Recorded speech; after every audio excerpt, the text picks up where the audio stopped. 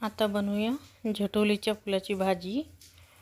तर हे जे झटोलीचे फुलं आहेत ते पावसाळ्यात येतात आणि हे टेस्टीला फार छान लागतात। आणि ही भाजी रानभाजी आहे। तर बघूया कशी बनवायची ते।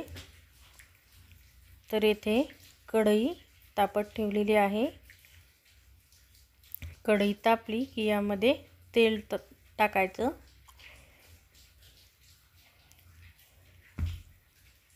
आणि कांदा थोडा मोठा कापायचा। 2 कांदे घेतले तरी चालेल। तर इथे मोठा कांदा घेतलेला आहे। तर आता कढई तापून घ्यायची। तर आता तेल तापलेलं आहे। आता यामध्ये कांदा टाकायचा।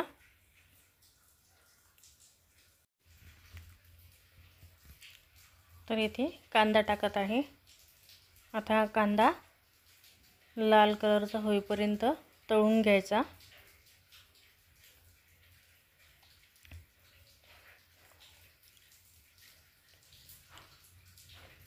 आता हा चांगला तळून झाला की यामध्ये चवीनुसार तिखट, मीठ, हळद टाकायचं।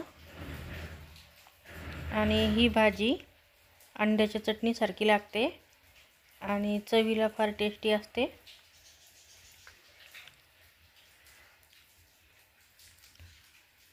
पावसाळ्यात ह्या भाज्या आल्या की खाल्ल्याच पाहिजे। ह्या रानभाज्या असतात, याची चव ही वेगळी असते।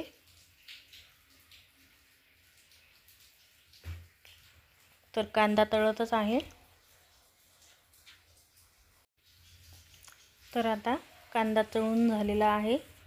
आता यामध्ये चवीनुसार तिखट, तुम्हाला हवं तेवढं तिखट तुम्ही टाकू शकता। घरी तयार केलेला मसाला, हळद।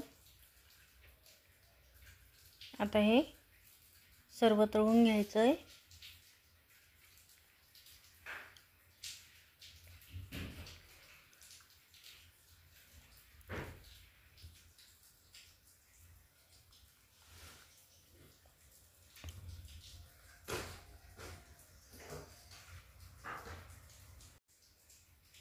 तर आता हे सर्व तळून झालेलं आहे।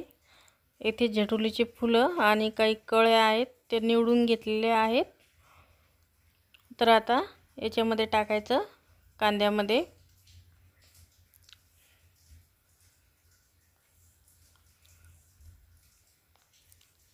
आता यामध्ये टाकत आहे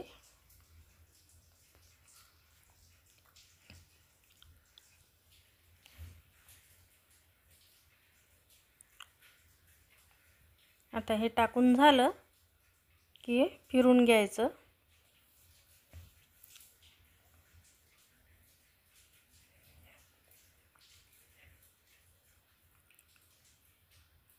चवीनुसार मीठ टाकायचं यामध्ये।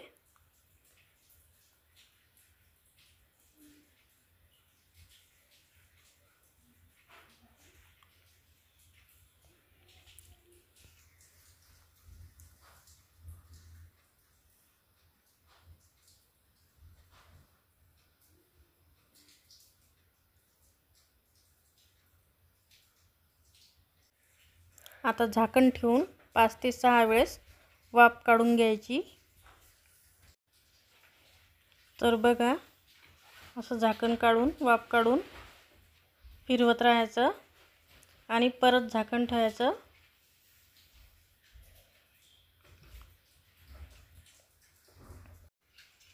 तर बघा, परत झाकण ठेवून वाफ काढून घ्यायची आणि आता याला तेल सुटत आहे थोडं थोडं।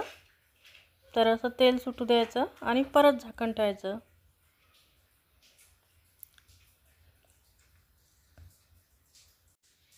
तर आता ही भाजी तयार आहे। तर व्हिडिओ कसा वाटला ते नक्की सांगा आणि व्हिडिओ आवडल्यास लाईक आणि सबस्क्राईब करा। कमेंट करायला मात्र विसरू नका। तुम्ही पण नक्कीच बनवून पहा। अशा प्रकारची भाजी तुम्हालाही नक्कीच आवडेल।